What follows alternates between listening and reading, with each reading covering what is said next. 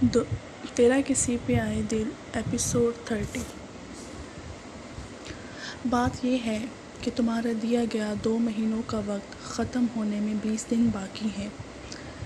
मेरे पास ये कुछ ज्वेलरी पड़ी थी जो कुछ मेरी थी और बाकी की मैंने तौकी की शादी के लिए बनवाई थी। आज यही देने में ऑफिस आई थी।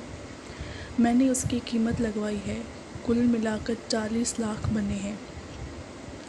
तौकी के बाबा ने बहुत प्यार से बनवाई थी, इसलिए मैं इसे बेच नहीं सकी। लेकिन तुम लोगों के पास रहेगी तो अफसोस नहीं होगा मुझे। ये ज्वेलरी ले लो तुम। वो बैग जान को देते बोली, जिसकी हिम्मत नहीं हुई थी उनके हाथ से बैग लेने की। तो उन्होंने खामोशी से वो जान के सामने टेबल पर रख दिया था। आम में से ये बात तौकी को कोई नहीं बताएगा कि मैं ये ज्वेलरी आपको लेने आई थी। इन चारों का चेहरा ऐसा था जैसे किसी ने सारा खून निचोड़ लिया हो। एक और रिक्वेस्ट थी आप तीनों से, वो कुछ तवक्कुफ़ के बाद बोली। मैं जानती हूँ हमने इस 1.5 महीने में पूरा 1 करोड़ भी नहीं दिया आपको। मेरी बस यही इल्तिजा है कि थोड़ा वक्त अगर और मिल जाता तो कोई ना कोई हल निकल आता। मेरी कुछ सेविंग्स भी थी, वो भी लाई हूँ। वो अपने बैग से एक लिफाफा निकालते बोली, ये तकरीबन 5 लाख हैं। बाकी के भी बहुत जल्द मिल जाएंगे आपको, बस टाइम थोड़ा दे दें। उनके अल्फाज वहाँ बैठे हर इंसान का सीना चीर रहे थे, लेकिन जान बंद मुट्ठी होठों पर जमाए सामने पड़े बैग्स को देख रहा था। जहन में फिर से तौकी के अल्फाज गूंज रहे थे। टीना की बातें उसके दिमाग में शोर कर रही थी। ज़्यादा नहीं, बस 2 और महीने दिए आपको, इसके बाद मैं कोई वक्त नहीं दूँ। जान बोलते बिना इनको देखे अपने कमरे में चला गया था, क्योंकि एक बार और अगर उनको देख लेता तो मर जाता। बहुत शुक्रिया। वो हल्का सा मुस्कुराते वहाँ से चली गई थी। वो शीशे के सामने खड़ी बाल बना रही थी जब जैक्सन रूम में आया। दिन भर की ज़हनी और जिस्मानी थकावट उसे देखकर ही ख़त्म होती महसूस हो रही थी। उसे पीछे से उसे अपनी हिसान में लेते सर उसकी गर्दन में छुपाया। उसी क्या कर रही है? वो अपनी गर्दन पर उसका शिद्दत भरा लम्स महसूस करते बोली, बहुत कर ली नींदें पूरी, आज भूल जाओ कि मैं तुम्हें सोने दूँगा। बहुत थक गया हूँ आज, और मेरा इरादा अपनी थकन तुम में उतारने का है, इसलिए आज तुम्हें नहीं बख्शूँगा। आज तैयार हो जाओ सिसकियाँ भरने के लिए। तुम्हारी आहें मेरी थकन को भगा देती हैं, तुम्हारा मेरी बाहों में बिखरना, सिसकियाँ भरना, मेरी शिद्दतों से निढाल होकर मेरे ही सीने में छुप जाना मुझे पागल कर देता है। उसे उठाते बेड की तरफ बढ़ा, जबकि वो उसकी गर्दन में बाजू डाले सीने पर सर रखते मुस्कुरा दी। वो खुद भी तो उसकी कुर्बत को मिस कर रही थी। कितने मसले चल रहे थे, वो दोनों एक दूसरे को टाइम ही नहीं दे पाते थे। उसे बेड पर लिटाते, खुद को और काशिफा को हर पर्दे से आज़ाद करते। वो शिद्दत से इसमें समाया था। दोनों की बिखरी सांसें काशिफा की सिसकियाँ रूम में एक साथ सा पैदा कर रही थी। 2 महीने बाद, तौकी तुम इस फ्लैट का किराया कैसे दोगी? आज सुबह ही जान की सेक्रेटरी ने तौकी को घर खाली करने का कहा था, क्योंकि बहुत कोशिश के बावजूद भी वो 2 करोड़ ही इनको दे पाई थी। मामा हम कॉलोनी में नहीं जा रहे, तौकी पैकिंग करते बोली। तो कहाँ जा रहे हैं हम तौकी? मामा कॉलोनी वाले फ़्लैट का किराया बहुत ज़्यादा था, मैं इतना अफोर्ड नहीं कर सकती। कॉलोनी के पीछे जो दूसरी कॉलोनी थी वहाँ एक फ़्लैट लिया है किराए पर, मुनासिब किराया है वहाँ का। वो माँ से नज़रें चुराते बोली। कितने कमरों का फ़्लैट है? साइका जानती थी वो इलाका बहुत ही पसमानदा था, वहाँ गरीब तरीन लोग रहते थे। एक ही कमरे और एक किचन है मामा, बस हम 2 ही तो हैं, इतना बड़ा फ़्लैट लेकर क्या करना था? नेल्सन ने नहीं पूछा कि वहाँ क्यों शिफ्ट हो रहे हैं, वो बात बदलते बोली।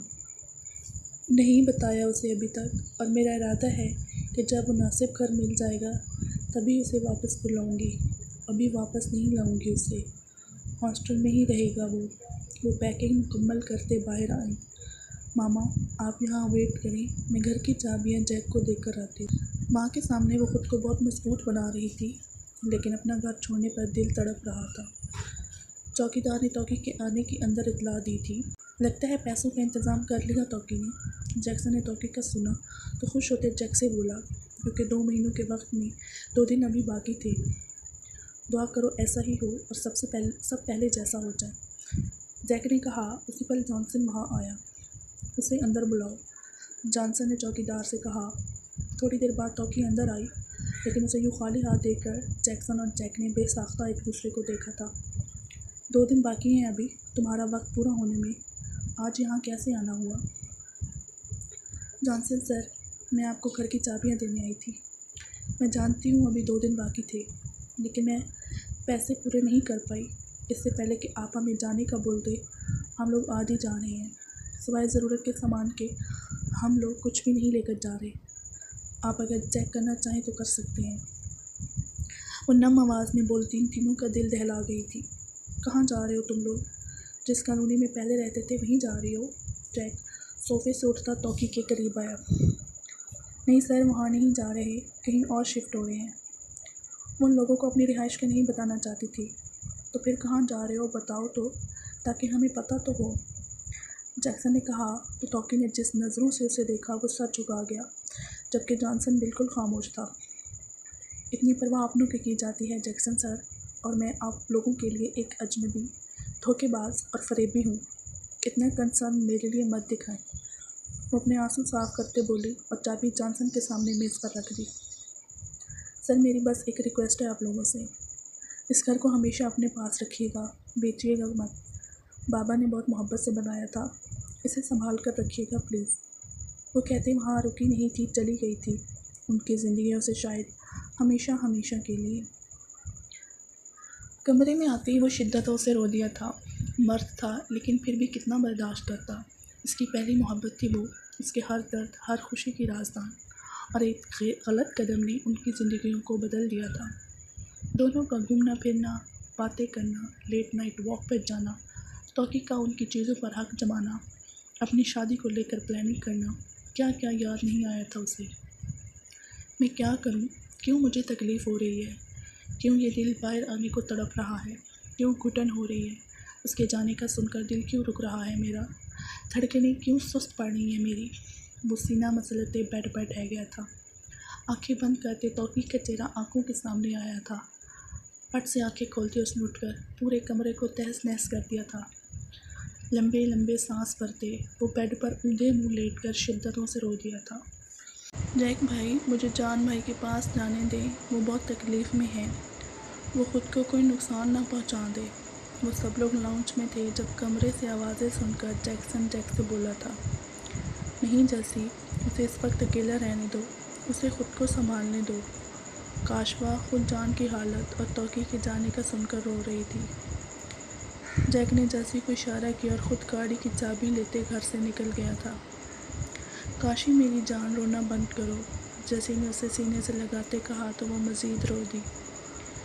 जान भाई की हालत देखें, वो पागल हो जाएंगे जैक्सन। टॉकी भी चली गई, क्या होगा जैसी? सब कैसे ठीक होगा? भाई और टॉकी एक दूसरे के बगैर कैसे रहेंगे? वो इसकी शर्ट मुट्ठी में भींचे रो दी तो जैक्सन ने झुककर उसके आंसू लबों से चुने। बेबी, सब ठीक हो जाएगा। मामा, मैं आज नेल्सन से मिलने जा रही हूँ। हो सकता है वो वापस आने की ज़िद करे, क्योंकि उसकी छुट्टियाँ हो रही हैं, इसलिए मैंने सोचा कि उसे वापस ले आऊँ। लेकिन टॉकी, क्या वो कोई सवाल नहीं करेगा? नहीं पूछेगा कि हम यहाँ क्यों रह रहे हैं अपना घर छोड़कर? मामा, बता दूँगी उसे कि घर का कुछ काम चल रहा है, इसलिए यहाँ शिफ्ट हुए हैं। टॉकी, वो छोटा बच्चा नहीं रहा, 1000 सवाल करेगा, और घर के काम वाला बहाना तो हम छोड़ ही दो। इस घर को बने वक्त ही कितना हुआ है जो दोबारा से वहाँ काम हो रहा है। वो ये नहीं कहेगा कि पहले वाली कॉलोनी छोड़कर हम इस कॉलोनी में क्यों शिफ्ट हुए हैं। नहीं टॉकी, वो कद में तुमसे तो क्या मुझसे भी बड़ा हो गया है, उसे इन बहानों से टाला नहीं जा सकता। तुम्हें बहुत पहले ही उसे बता देना चाहिए था। भाई भले उम्र में छोटे हों, लेकिन बहनों के लिए वो बाप बन जाते हैं। अभी भी वक्त है, उसे सारी हकीकत बता देना, वरना उसे कहीं और से पता चल जाएगी। उसका क्या रिएक्शन होगा हम खुद भी नहीं जानते, इसलिए वापसी पर उसे सब बता देना, साइका ने कहा। तो टॉकी ही अपने आंसू जब्त करते सर इस बात में हिलाते घर से बाहर निकल गई। वो अपने कमरे में सो रही थी जब उसे यूं महसूस हुआ कि उसके कमरे में कोई दाखिल हुआ था, लेकिन नींद इतनी हावी थी वो फिर करवट लेते सो गई थी। आने वाले ने उसे घूर कर देखा था। उसकी नींदें हराम किए वो कैसे इतने मज़े से सो सकती थी। वो उसके पास बेड पर बैठा जहाँ वो एक हाथ गाल के नीचे रखे, दूसरा हाथ पेट पर रखे, हल्का सा होंठों को वार किए सो रही थी। जैक ने उसके अध खुले होंठ देखे और बिना देरी किए उसके होंठों को कैद किया था। सांस तंग होने पर जोस्पा ने पट से आंखें खोली और खुद पर झुके वजूद के देखते उसकी आंखें और भी खुल गईं। सांस के बंद होने पर जोस्पा ने उसके कंधों पर जोर से मुक्का मारा था, लेकिन सामने वाले को कोई होश नहीं था। वो मगन सा उसकी सांसें पी रहा था। जोस्पा की आंखों से आंसू उसके आरज़ों पर बह निकले थे। होठों पर नमकीन पानी महसूस करते जैक ने उसको आज़ादी दी तो वो गहरी सांस भरती अपनी सांस बहाल करने लगी। सांस के बहाल होते उसने जैक के सीने पर ज़ोर से मुक्का मारा। जालिम लड़की, मार डाला, वो मसनूई कराते बोला तो जोस्पा ने उसे घूर कर देखा और जो अभी आप मुझे मारने वाले थे वो अभी भी हाँफ रही थी। कितनी झूठी हो तुम जोस्पा। जैक, मैंने तुम्हारी सांसें छीनी तो बदले में वापस भी की हैं। इतना बड़ा इल्ज़ाम मैं हरगिज़ बर्दाश्त नहीं करूँगा। जैक बोला तो जोस्पा ने उसकी बेबाकी पर उसे फिर से सीने पर मुक्का मारा था। इतना तशद्दुद क्यों कर रही हो आज? उसके हाथ अपने हाथों में कैद करते उसे सीने पर लिए पीछे गिरा। तशद्दुद मैं नहीं करती, आप करते हैं। और वैसे ये कौन सा तरीका है कमरे में आने का? हमारे घर में एक मेन डोर भी है, वहाँ से इंसानों की तरह अंदर आया जा सकता है। उसे घूरते बोली, जाने मन, चोरों की तरह आने का भी अपना ही मज़ा है। शादी से पहले ऐसे एडवेंचर करने चाहिए, फिर बाद में ये सब याद कर करके हम अपना वक्त मज़ीद खूबसूरत बनाएंगे। जोस्पा ने जैक की आंखों में बगौर देखा, जहाँ उसे हल्की सी नमी दिखी थी। वो बजाए तो मुस्कुरा रहा था, लेकिन उसकी आंखें उसकी हंसी का साथ नहीं दे रही थी। जैक, सब ठीक है ना? वो सीरियस होते बोली तो जैक ने ठंडी आह भरी थी। सब ठीक है, वो बेनाम सा मुस्कुराया था। मेरी आंखों में देखकर बात करें, वो उसका चेहरा अपनी मोड़ते बोली तो जैक ने आंखें मींच ली। जैक, आप रो रहे हैं? वो हैरान होते बोली थी।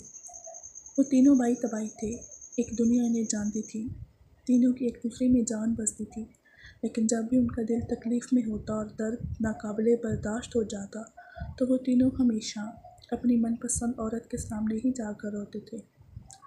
जोस्पा, मेरे भाई को कब खुशी मिलेगी यार? तोती लोग कहाँ गए कुछ नहीं पता। उस दिन के बाद से जान बिल्कुल खामोश हो गया है। मैं उसे इस हाल में नहीं देख सकता यार। जोस्पा ने झुककर उसके दोनों गाल चूमते अपना सर उसके सीने पर रखा।